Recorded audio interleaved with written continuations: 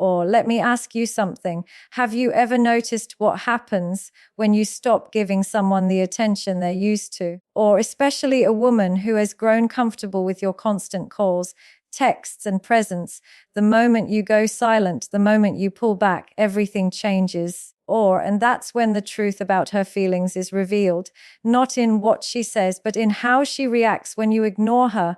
When you ignore her, or you're doing something most men are too afraid to do, you're breaking the pattern. You see, women are incredibly intuitive, but they're also incredibly responsive to the attention they receive. If you've been feeding her with constant reassurance, constant validation, and constant presence, or she begins to expect it as normal, she doesn't even have to work for it anymore. But the moment you pull back, or the moment you decide to stop giving her what she takes for granted, that's when you trigger something powerful inside her. At first, she might act like she doesn't care, or she might post something online, laugh louder in public, or pretend she's too busy. That's just her ego talking. But inside, she's wondering why. Or why isn't he giving me the same energy anymore? What changed? That silence you give her forces her to sit with her own thoughts.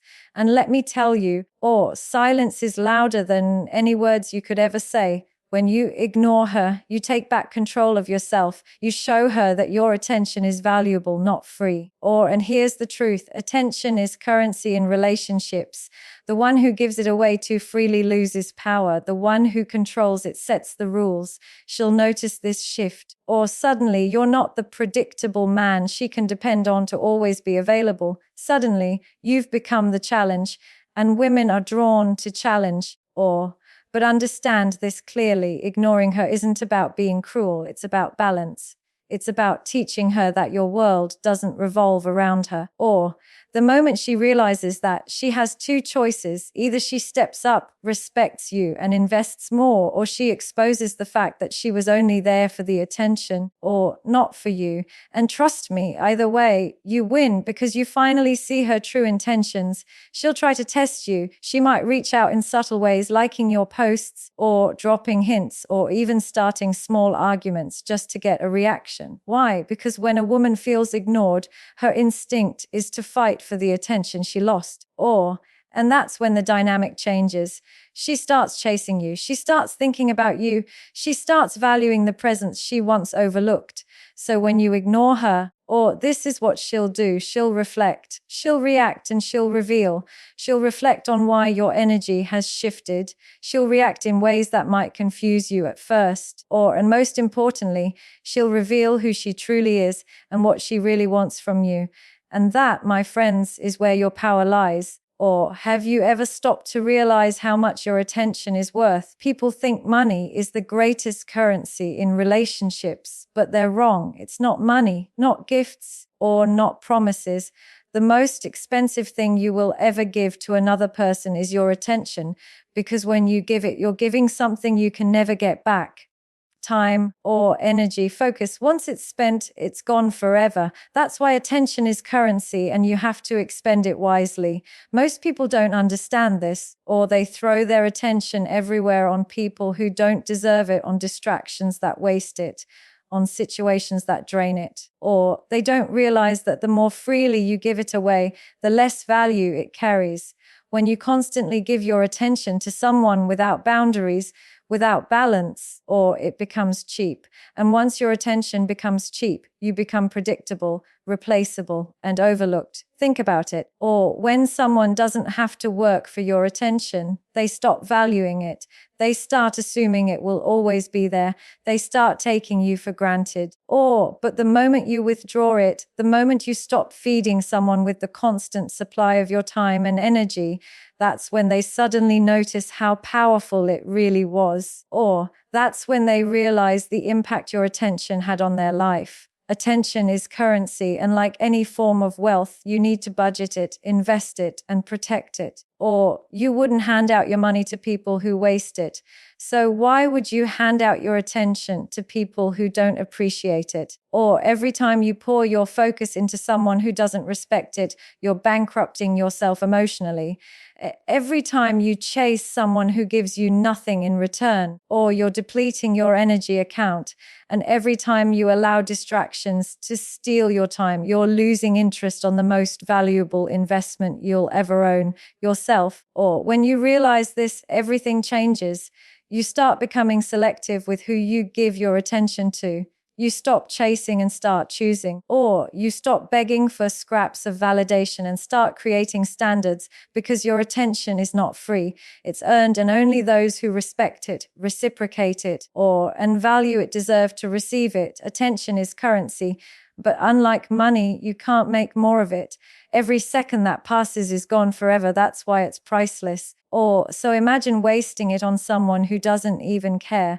Imagine spending it on a relationship that drains you instead of building you. Or imagine giving it all to someone who was only interested in the power of having it, not in appreciating the person behind it. The truth is, when you protect your attention or you elevate yourself, you instantly create value, because scarcity creates demand. When you're not always available, when you're not always responding, or when you're not always giving, people begin to notice the difference. They begin to realize that your presence is not guaranteed.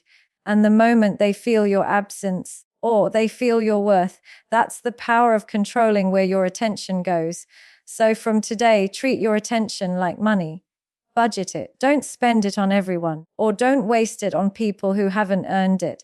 Don't throw it at situations that won't grow you.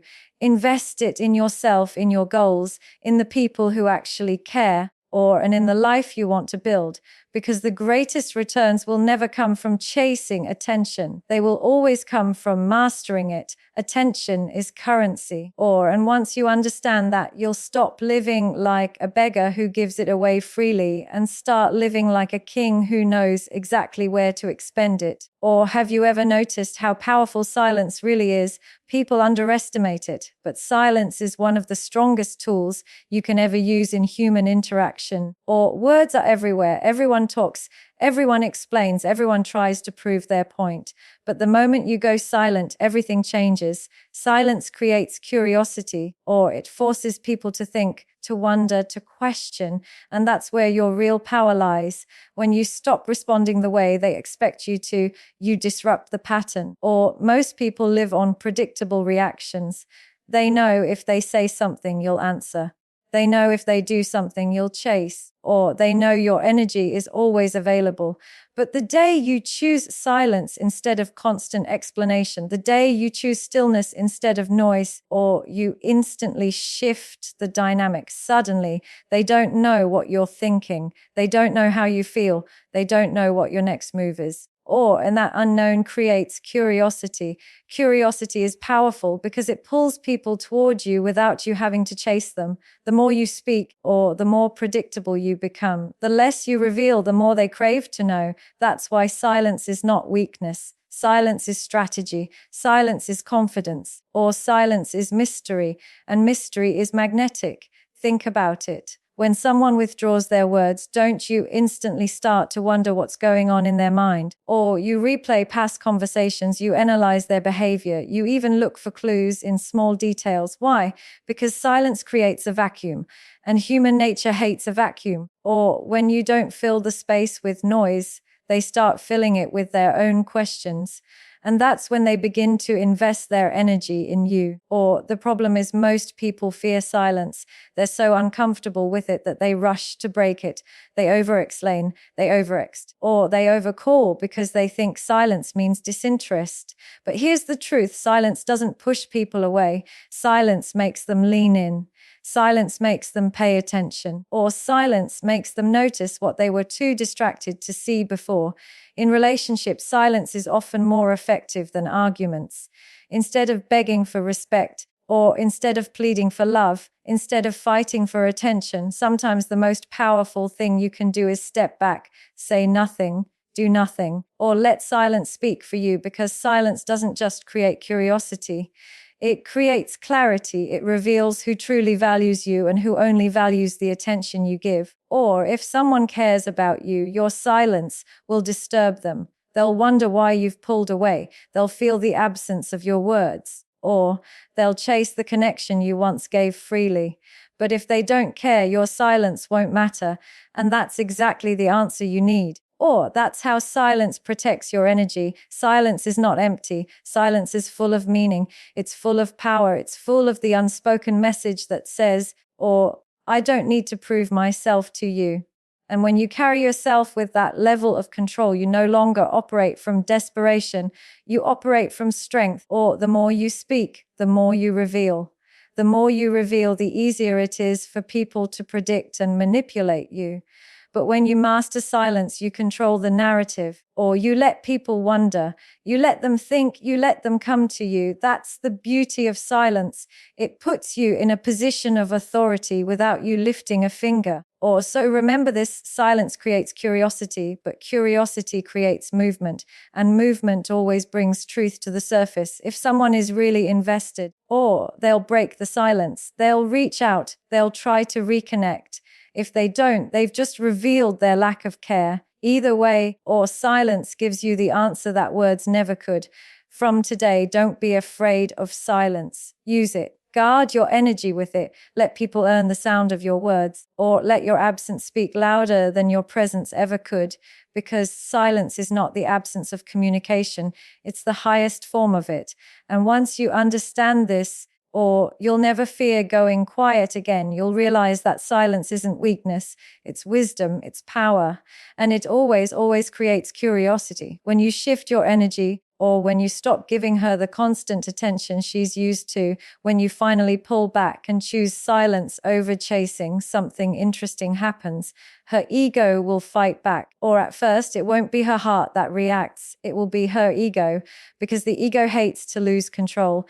The ego hates to feel ignored. Or the ego hates to feel like it's no longer the center of your world. You see, when you've been consistent with your attention, your validation, and your presence, or she starts to expect it. She becomes comfortable knowing you'll always be there to answer, to compliment, to reassure. That consistency builds her sense of control. But the moment you stop feeding that cycle, the moment you stop responding the way she expects, you trigger her ego.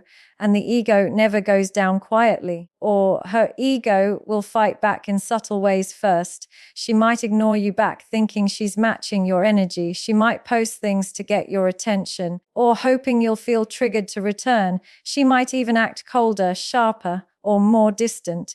Not because she doesn't care, but because she's testing. Or she wants to see if her silence will break yours. She wants to see if you'll fold and give in. That's her ego trying to regain control. Understand this clearly. Or when her ego fights back, it's not necessarily a sign she doesn't care. It's often the opposite. It means your withdrawal has unsettled her, or it means your silence has made her question her influence over you. But because admitting vulnerability is hard, she covers it with ego-driven behavior, pride, distance, and little power games. The worst mistake you can make is reacting to this too quickly. The moment you rush back in, the moment you over-explain, or the moment you give her the reassurance she's trying to extract, you lose the ground you just gained. You tell her without words that your attention is still in her control. That's why patience is key. You have to recognize the difference between her ego's reaction and her heart's truth. Her ego will fight back with games, but her heart will reveal itself in silence. If she truly values you, she won't let pride destroy the connection. She'll eventually soften. She'll eventually reach out. Or she'll eventually show her care, not just her ego. But you'll never see that side if you cave in too quickly to the first sign of resistance. Remember, the ego thrives on immediate reaction. When you don't react, when you hold your ground, the ego loses its power. And when the ego loses power, the truth is revealed. Or that's when you find out whether she really values you or if she only valued the attention you gave her. Her ego will fight back because that's human nature. Or nobody likes to feel replaced, ignored, or unimportant. But your job is not to fight her ego with your own. Your job is to stay calm, stay consistent, and stay focused on your value. You don't need to prove your worth through endless chasing.